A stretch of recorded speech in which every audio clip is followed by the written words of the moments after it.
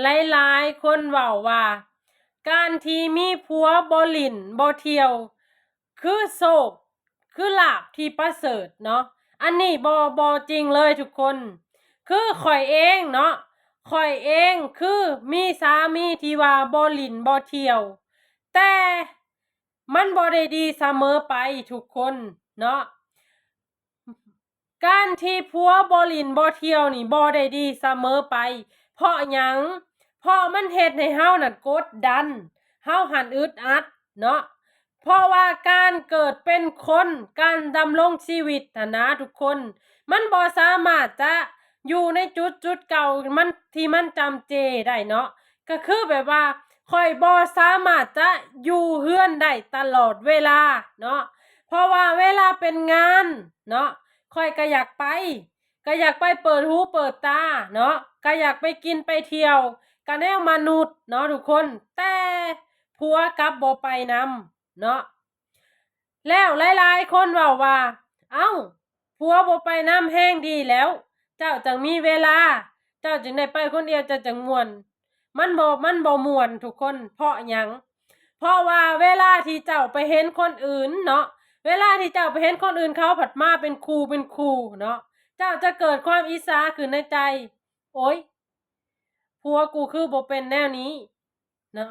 ผัวกูคือบ่พากูมาแนวนี้ มันจะเกิดความน้อยใจแล้วมันจะเฮ็ดให้เจ้าหันลิ้นเที่ยวก็บ่มีความสุข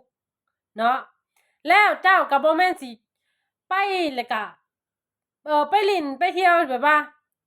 ไปเกินเลยได้หั่นน่ะทุกคนเพราะหยังก็เพราะเฮายังมีผัวอยู่เนาะก็เพราะเฮายังมีผัวอยู่เฮาก็ต้องระลึกตลอดว่าเฮามีผัวอยู่ฉะนั้นข้อยสิสรุปให้เลยเนาะว่าการที่เจ้ามีผัวบ่ลิ้นบ่เที่ยวนี่มันบ่แม่นสิ่งที่ดีเนาะคนเฮาหั่นนะมันก็มีลิ้นมีเที่ยวแหน่เนาะก็บ่แม่นว่าสิลิ้นจนบ่จักเก็บจักกำจนบ่จักเรือนจักซ่านบ่แม่นทุกคน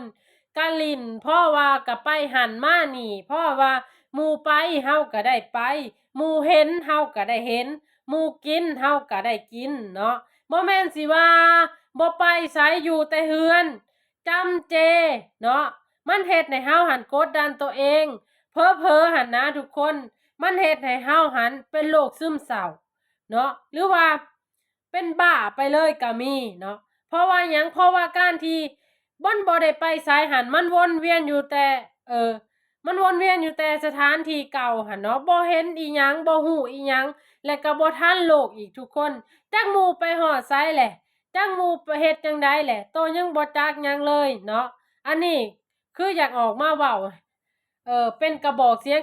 งหนึ่งที่ออกมาเว้าว่าการที่มีผัวบ่ลิ้นบ่เที่ยวก็บ่แม่นเรื่องดีเนาะคนเฮามันต้องลิ้นต้องเที่ยวต้องกินต้องใช้เนาะถึงจะดี